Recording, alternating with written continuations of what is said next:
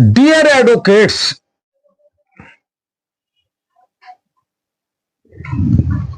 Allahabad high court द्वारा विभिन्न बार associations के जो पदाधिकारी हैं उनको नोटिसेस जारी किए हैं और बार एसोसिएशंस जो डिस्ट्रिक्ट की हैं उनको इस बात की नोटिस जारी की गई है कि आपने जो हड़ताल भिन्न भिन्न तारीखों पर किया है वो ऑनरेबल सुप्रीम कोर्ट और हाई कोर्ट के वेरियस डायरेक्शंस का वायलेशन है, जिसमें यह कहा गया कि जो अधिवक्ता हैं, एडवोकेट्स हैं, वो रेयरेस्ट ऑफ द रेयर मामले को छोड़कर वो स्ट्राइक नहीं कर सकते, और अगर वो स्ट्राइक करते हैं तो वह एक तरह से कंटेम्प्ट होगा और जो पदाधिकारी हैं उन पदाधिकारियों का जो पद है उसको स्ट्रक ऑफ किया जा सकता है, उनके खिलाफ कार्रवाई की जा सकती है, प्रोसीडिंग की जा सकती है। तो इस तरह की नोटिसेस उत्तर प्रदेश में कई डिस्ट्रिक्ट बार एसोसिएशंस को हाई कोर्ट इलाहाबाद के द्वारा इश्यू की गई है और उनसे जवाब मांगा गया है कि क्यों ना आपके खिलाफ कार्रवाई किया जाए। तो यह बहुत ही ज्वलंत मुद्दा है कि क्या एडवोकेट्स को स्ट्राइक करने का कोई अधिकार है या नहीं। क्या एडवोकेट्स का मर्डर हो जाए दिन दहाड़े और अगर प्रशासन कोई कार्रवाई न करे तो भी एडवोकेट्स स्ट्राइक करे या ना करे।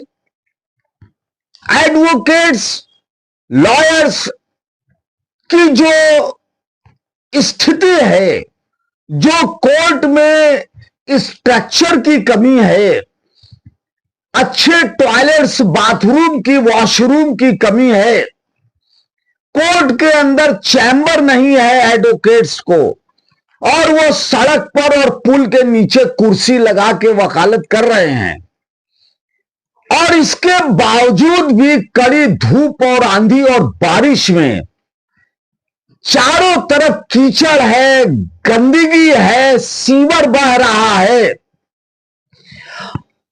और बार बार ज्ञापन देने के बाद, मेमोरेंडम देने के बाद भी अगर हाई कोर्ट या स्टेट गवर्नमेंट इस पे कोई काम नहीं कर रही है, कोई एक्शन नहीं ले रही है, तो क्या एडवोकेट्स इसके खिलाफ क्या स्ट्राइक कर सकते हैं या नहीं कर सकते।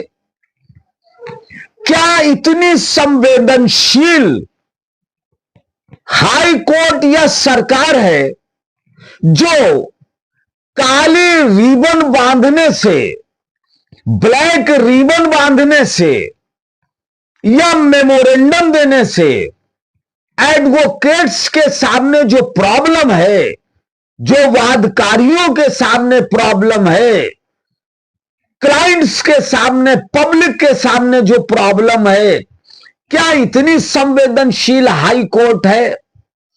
क्या एडमिनिस्ट्रेटिव जज या सुप्रीम कोर्ट इतनी संवेदनशील है?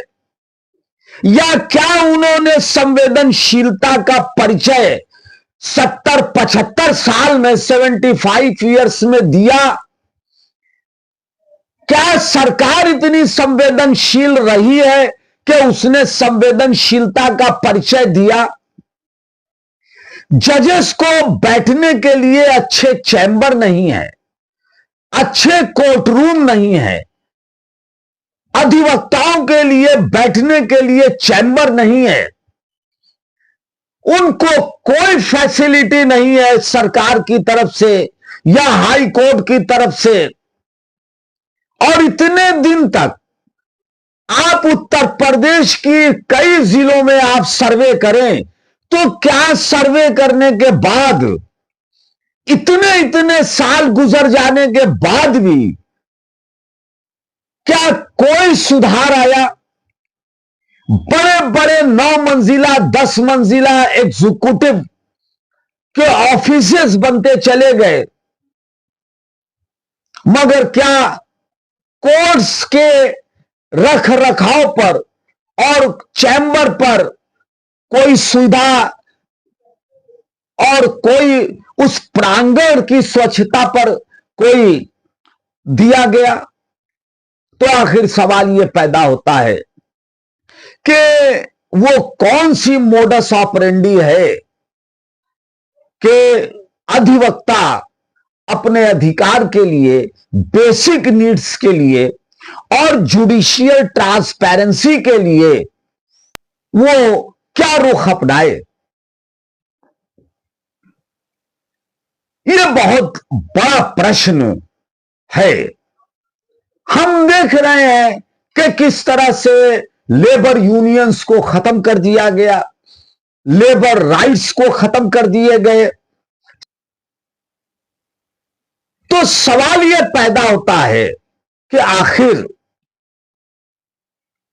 क्या अधिवक्ता करे, एडवोकेट्स क्या करे, कौन स्टेप उठाए जिससे कि उसकी सुनवाई हो? द एडवोकेट्स अमेंडमेंट बिल अभी आया और इतने बड़े पैमाने पर उसमें आंदोलन हुआ। तो अगर इतने बड़े पैमाने पर आंदोलन न होता और अगर इतने बड़े पैमाने पर अगर स्ट्राइक नहीं होती, अगर अधिवक्ता एकजुट होकर उस एडवोकेट अमेंडमेंट्स बिल का विरोध न करते, तो क्या सरकार अमेंडमेंट्स बिल जो प्रपोज्ड थी उसे वापस ले लेती या वापस लेने के लिए तैयार हो जाती?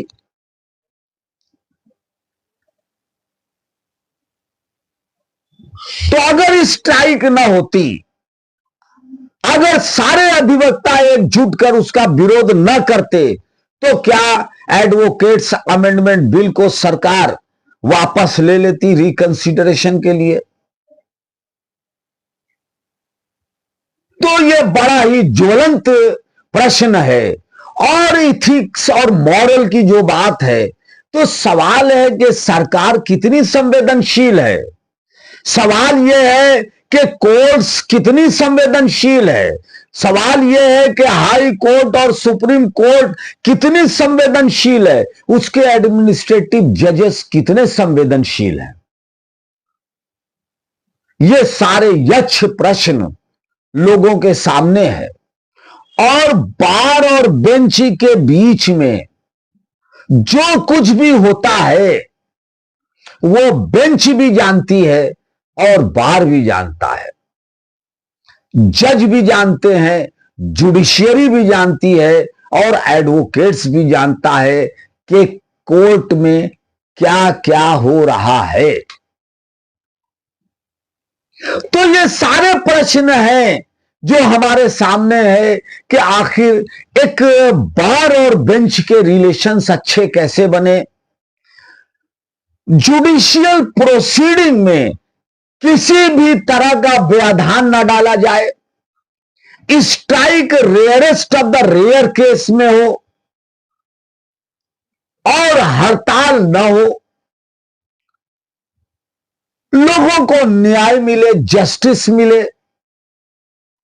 क्योंकि जिस देश के अंदर अगर जुडिशियरी मजबूत नहीं होगी, ट्रांसपेरेंट नहीं होगी, स्वतंत्र नहीं होगी, उस देश में डेमोक्रेसी का कोई मतलब नहीं है, उस देश के अंदर संविधान का कोई मतलब नहीं है। वो मोनार्की हो जाएगी, राजतंत्र हो जाएगा, हिटलरिज्म हो जाएगी।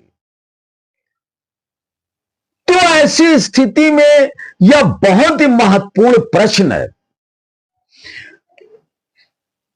और इस पर लगातार बार एसोसिएशंस में और पब्लिक में डिबेट चल रहा है। X captain Harish Uppal versus Union of India and another में एक बहुत ही लैंडमार्क जजमेंट इस बिंदु पर आया। यह judgment chief justice of India Doraiswamy Raju, justice S N. Variava, justice D M. Dharmadhikari द्वारा दिया गया। तो यह बहुत ही महत्वपूर्ण जजमेंट है जो स्ट्राइक से संबंधित है। तो ये जो पिटीशन है दाखिल की गई, ये पिटीशन दाखिल की गई x captain Harish Uppal versus Union of India. Ex captain Harish Uppal, respondent Union of India, date of judgment 17/12/2002। इस जजमेंट की एनालिसिस करना बहुत ही जरूरी है, क्योंकि इस जजमेंट में बार काउंसिल ऑफ इंडिया और स्टेट बार काउंसिल ने भी अपना पक्ष रखा। ये जो सारी पिटीशंस थी, ये इस बिंदु पर थी कि whether lawyers have a right to strike और give a call for boycott of courts. तो यह पिटीशन इस इश्यू पे दायर की गई कि क्या अधिवक्ताओं को हड़ताल करने का या हड़ताल कॉल करने का अधिकार है।